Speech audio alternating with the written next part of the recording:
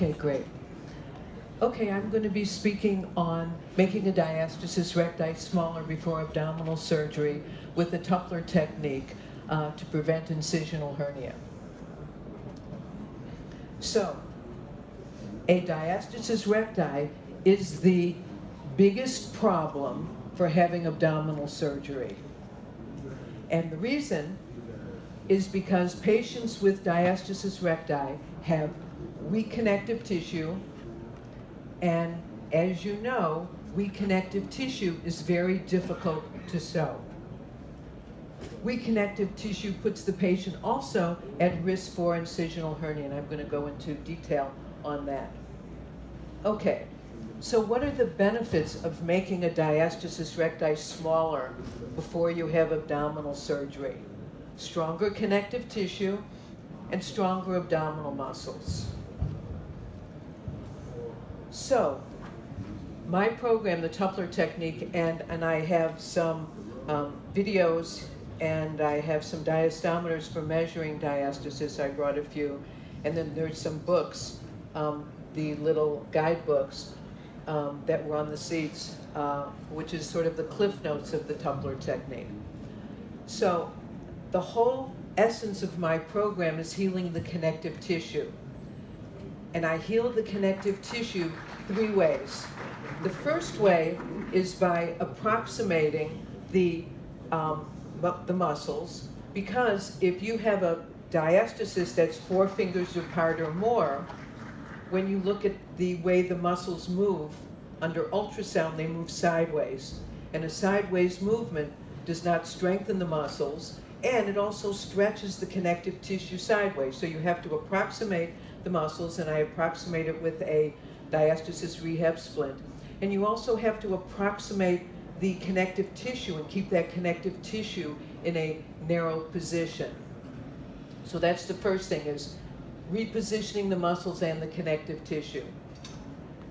The second thing is strengthening the abdominal muscles and the connective tissue.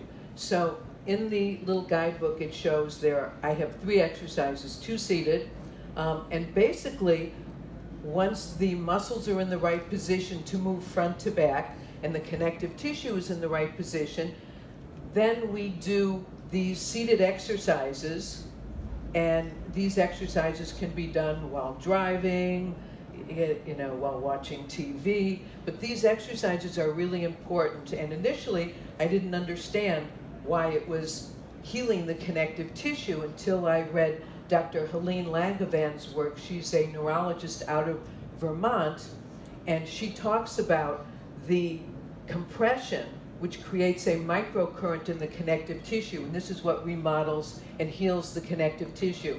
So when we start out, we measure the distance between the separated muscles, and we also measure the condition of the connective tissue. I have a little finger cot that measures it, and the connective tissue really becomes much shallower, starting even after a couple of weeks. So, and the third thing is protecting the connective tissue from getting stretched either in a forwards or a sideways direction. So we have to limit the activities that they do. We don't want them to be doing any activities where they're arching their back, flaring their ribs, and I'll go into that in a little bit. My program is research-based with Columbia University program in physical therapy, and I have statistics that show that my program makes the diastasis 55% smaller in 3 to 6 weeks. And those statistics, hello, how are you? And those statistics will be published in a medical journal. I'm working with a physician at the University of Michigan, so hopefully by early next year they'll be published in a medical journal. She's working on that now.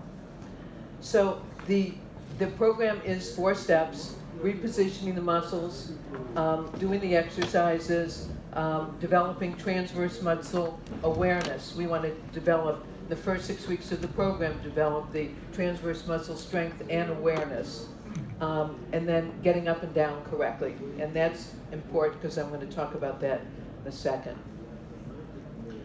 So You use your abdominals with every move you make and with every breath you take. You're using your transverse muscle, all right?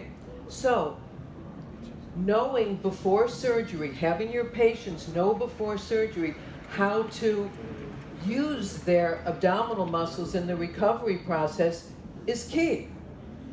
It's really, having abdominal preparation is really more important than shoulder or knee, all right? Because after surgery, abdominal surgery, what do you tell your patients? Don't lift anything over 5 pounds, right? Well, if I go from a seated position to a standing position, I'm lifting 135 pounds. If I don't know how to use my abdominal muscles, all right, what's going to happen? When they stand up, the abdominal muscles are going to go forward, and it's going to be doing what? Putting tension and force on your sutures.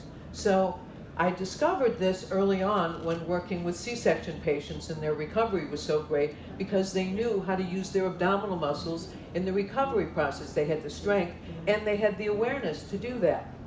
All right? So, and also, strengthening the patient's connective tissue is going to make your surgery so much easier because the stitches are going to hold better. So, I'm going to show you. This is my diastasis rehab splint.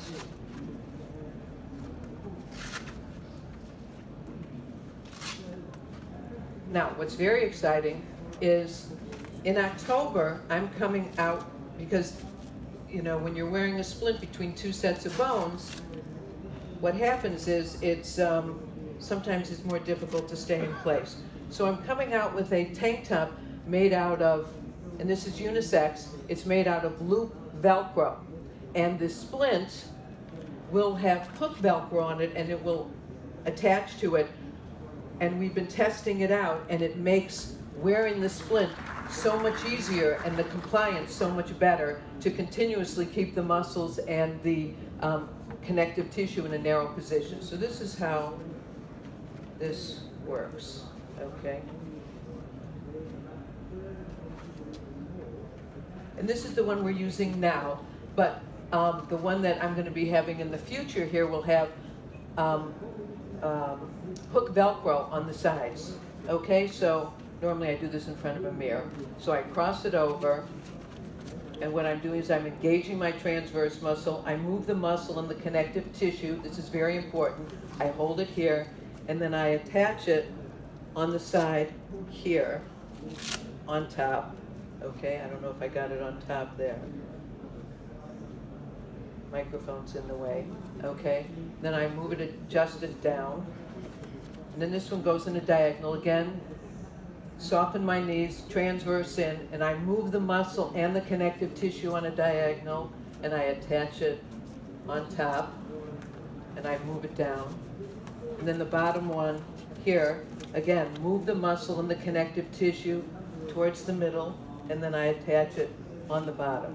So this is basically what it looks like. Now, for me, because I'm long-waisted, I would wear a regular torso, and then I have a short torso on the bottom, all right? For some of the men that have, big bellies and have the doming of the abdominals, and I'm sure you've all seen that, they would probably wear 2 regular torso splints.